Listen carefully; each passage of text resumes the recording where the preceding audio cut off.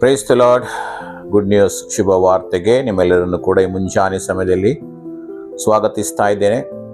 ಈ ದಿನದ ವಾಕ್ಯ ಭಾಗಕ್ಕಾಗಿ ಕೀರ್ತನೆಗಳು 147ನೇ ಅಧ್ಯಾಯ 3ನೇ ವಚನವನ್ನ ತೆಗೆದುಕೊಂಡವರಾಗಿದ್ದೇವೆ.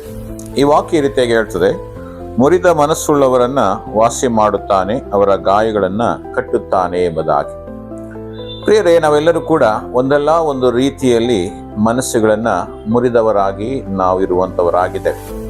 ಅನೇಕ ಸಾರಿ ನಮ್ಮ ಹಣಕಾಸಿನ ವಿಷಯವಾಗಿರ್ಬೋದು, ನಮ್ಮ ಮಕ್ಕಳ ಭವಿಷ್ಯದ ವಿಷಯವಾಗಿರ್ಬೋದು, ಅಥವಾ ನಮ್ಮ ಕೆಲಸ ಕಾರ್ಯಗಳ ವಿಷಯವಾಗಿ ಇರ್ಬೋದು, ನಮ್ಮ ಕುಟುಂಬಗಳಲ್ಲಿ ಇರ್ತಕ್ಕಂಥ ಅಸಮಾಧಾನಗಳ ವಿಷಯವಾಗಿ ನಮ್ಮ ಮನಸ್ಸುಗಳು ಅನೇಕ ಸಾರಿ ಕುಟುಂಬಗಳಲ್ಲಿ ಗಂಡ ಹೆಂಡತಿ ಮಧ್ಯೆ ಅಸಮಾಧಾನಗಳ ಮೂಲಕವಾಗಿರ್ಬೋದು ನಮ್ಮ ಮನಸ್ಸುಗಳು ಮುರಿದು ಹೋಗ್ತವೆ. ಪ್ರಿಯ, ಅನೇಕ ಜೀವಿತಗಳಲ್ಲಿ ನಾವು ನೋಡುವಾಗ ಇಂಥ ಒಂದು ಪರಿಸ್ಥಿತಿಗಳು ಬರುವಾಗ ಅನೇಕರು ಆತ್ಮಹತ್ಯೆಗಳನ್ನು ಮಾಡುವಂಥವ್ರು ನೋಡಿದ್ದೇವೆ, ಡಿವೋರ್ಸ್ಗಳನ್ನು ಮಾಡಿರುವುದಂತ ನೋಡಿದ್ದೇವೆ, ಮನೆ ಬಿಟ್ಟು ಹೋಗುವುದನ್ನು ನಾವು ನೋಡ್ತೇವೆ.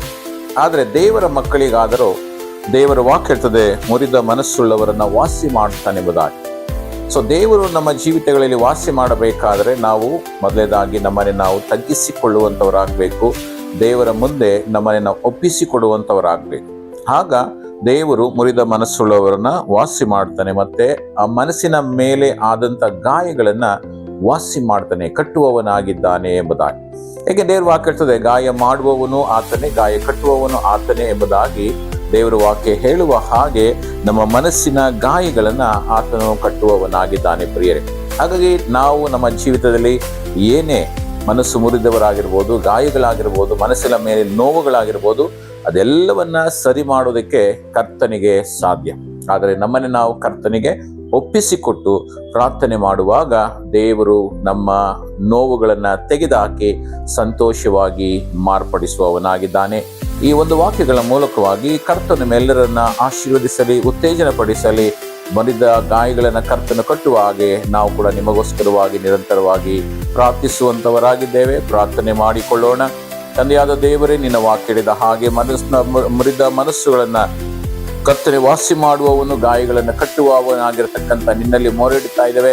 ಈ ವಾಕ್ಯವನ್ನು ಕೇಳಿಸಿಕೊಳ್ಳುವಂತ ಕರ್ತನೆ, ಜನರು ಸ್ವಾಮಿ ಯಾರ್ಯಾರು ಮನಸ್ಸುಗಳು ಮುರಿದು ಹೋಗಿದೆಯೋ, ಗಾಯಗಳಿಂದ ನೋವನ್ನು ಪಡ್ತಾ ಇದ್ದಾರೋ ಅವರನ್ನು ಮುಟ್ಟಿ ವಾಸಿ ಮಾಡು ಕರ್ತನೆ.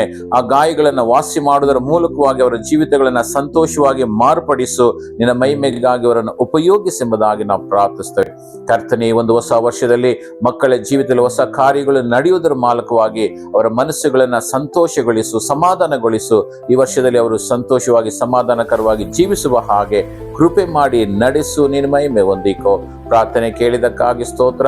ಯೇಸು ನಾಮದಲ್ಲಿ ಪ್ರಾರ್ಥಿಸಿ ಬೇಡಿ ಹೊಂದಿದ್ದೇವೆ ನಮ್ಮ ತಂದೆಯಾದ ದೇವರೇ. Praise the lord. God bless you.